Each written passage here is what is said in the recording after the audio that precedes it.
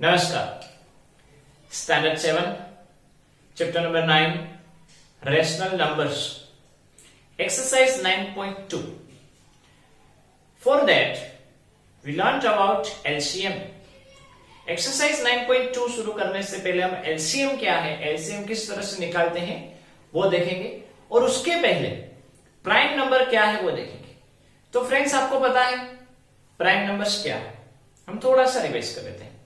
The numbers which have only two factors is called prime numbers। जिस number के सिर्फ दो फैक्टर हैं उसको प्राइम नंबर्स कहते हैं। दो फैक्टर यानी वन एंड इटसेल्फ, एक वन एंड दूसरा वो खुद।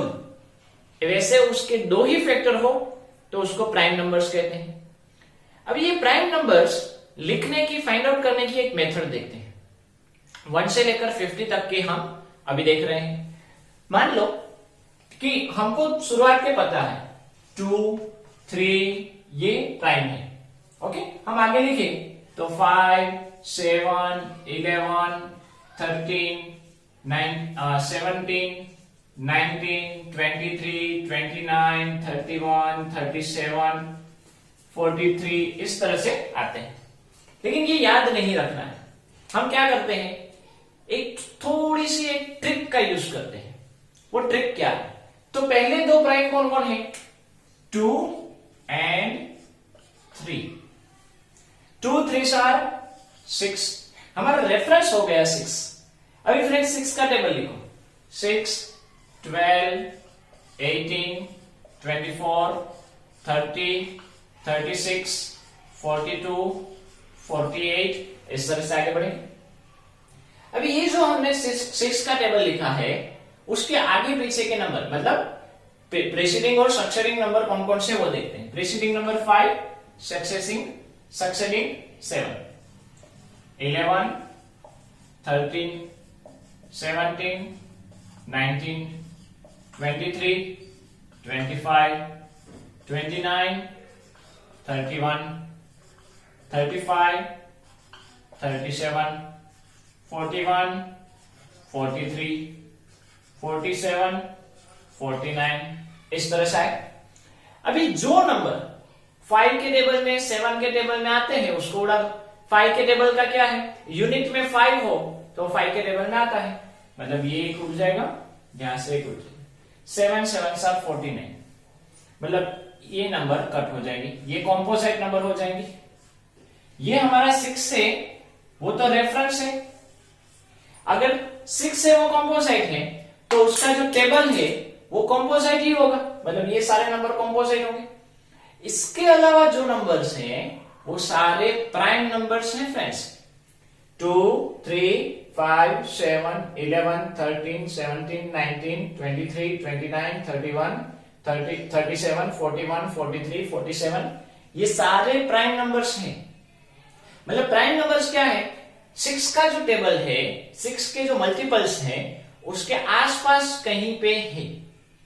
तो 2 3 6 2 एंड 3 प्राइम है, फिर 2 3 6। अभी 6 के आगे पीछे के नंबर, मतलब 6 के मल्टीपल्स के आगे पीछे के नंबर्स।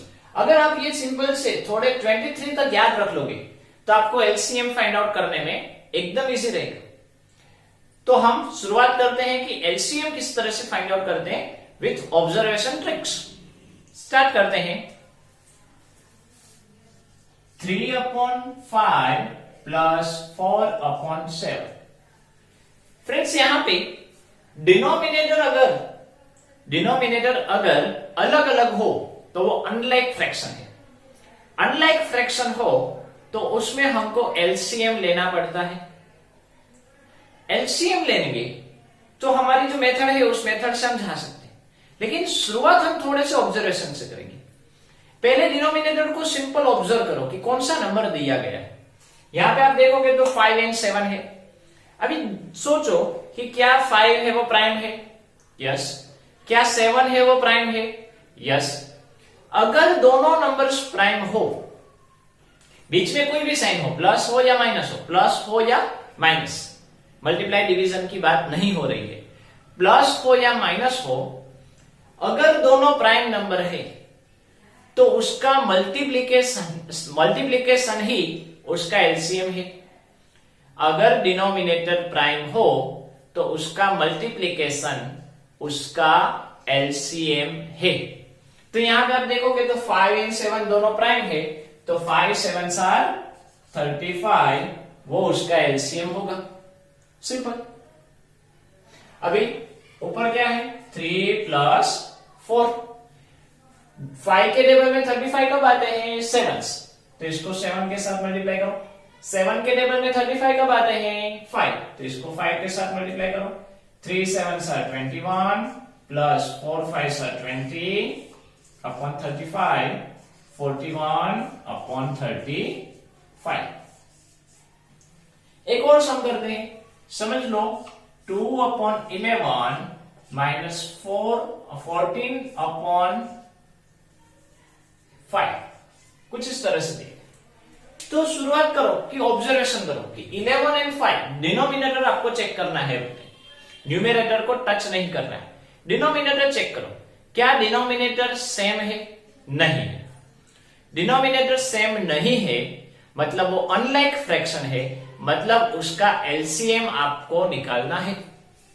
तो 11 भी प्राइम, 5 भी प्राइम, तो उसका मल्टीप्लीकेशन ही उसका एलसीएम है। अलग से एलसीएम निकालने की जरूरत नहीं है। 11 5 आर 55, उसका एलसीएम हो गए, मतलब डिनोमिनेटर में लिख दो। ऊपर क्या है 2 माइनस 14। 11 के टेबल में 55 कब आते हैं 5, और 5 के टेबल में 55 11, मल्टीप्लाई 2 5 आर 10, 1 5 4 अपॉन 55, यहां पे कुछ नहीं तो प्लस, ऑपोजिट साइन सब्ट्रैक्शन। 154 में से 10 जाएंगे तो 144, 154 बड़े हैं, माइनस है तो माइनस, और 55। तो ये हमारा आंसर हो गया। तो इस तरह से आप डायरेक्टली एलसीएम ले सकते हो। ये पहली हमने मेथड देखी कि किस तरह से एलसीएम विदाउट कैलकुलेशन माइंड में ही हम कर सकते हैं। Second method 2 upon 5 minus 5 upon 8। इस तरह से आपको कुछ क्वेश्चन दिए गए, डिनोमिनेटर अलग अलग है, मतलब वो अनलाइक फ्रैक्शन है। अनलाइक फ्रैक्शन हो तब एलसीएम लेना है। अभी एलसीएम में हम मेथड्स देख रहे हैं। 5 है वो प्राइम है, यस। 8 है वो तो कंपोजिट है, मतलब यहां पे कौन सी कंडीशन आई कि एक प्राइम नंबर है दूसरा कंपोजिट है, एक प्राइम नंबर है दूसरा कंपोजिट है, तब क्या करेंगे? तो यहां पे आपको चेक करना है कि जो छोटा नंबर है वो उसके टेबल में क्या बड़ा नंबर आता है, मतलब क्या 5 के टेबल में 8 आता है? नो, 5 के टेबल में 8 नहीं आता है। अगर 5 के टेबल में 8 नहीं आता तो जो ये दो नंबर्स हैं 5 एंड 8 वो को प्राइम नंबर्स हैं, एंड को प्राइम नंबर्स में भी दोनों का मल्टीप्लाई उसका एलसीएम होता है। मतलब आपको यहां पे क्या करना है, हम शॉर्ट में देखें तो दोनों में से कोई भी एक प्राइम नंबर है। 5 और 8 में 5 प्राइम है, ओके, 8 है वो कॉम्पोजिट है, एक प्राइम है एक कॉम्पोजिट है। तो अभी चेक करो कि जो छोटा नंबर है उसके टेबल में क्या बड़ा डिजिट आता है, मतलब क्या 5 के टेबल में 8 आता है? नहीं आता। तो सिंपल, दोनों का मल्टीप्लाई उसका एलसीएम है, मतलब यहां पे 5 8 आर 40 एलसीएम होगा। आपको कहीं पे भी कैलकुलेट करने की जरूरत नहीं है। अभी 2 माइनस 5, माइनस हो तो माइनस रखो, प्लस हो तो प्लस रखो। 5 के टेबल में 40 कब आता है 8 साल, तो 5 के ऊपर जो 2 है उसको 8 के साथ मल्टीप्लाई करो। 8 के टेबल में 40 कब आता है 5 साल, तो 8 के ऊपर जो 5 है उसको 5 के साथ मल्टीप्लाई करो। अभी 2 8 आर 16 माइनस 5 5 आर 25 अपॉन 40। 16 की कोई साइन नहीं तो प्लस, ऑपोजिट साइन सब्ट्रैक्शन। 25 में से 16 जाएंगे तो 9, 25 बड़े हैं, माइनस है तो माइनस, और नीचे 40। अगर प्लस होता तो 25 और 16 का प्लस कर लेगा। समझो यहां पे प्लस दिया गया है। सेम साइन एडिशन, 25 प्लस 16 41, तो यहां पे 41 आ जाता। 25 बड़े हैं, प्लस है तो प्लस, मतलब प्लस हो या माइनस हो, आपको उसको कुछ देखना नहीं है। प्लस है तो प्लस कर दो, माइनस है तो माइनस कर दो। Same sign addition, opposite sign subtraction. Clear? Next समझ लो कि इस तरह से कोई नंबर दिया गया है,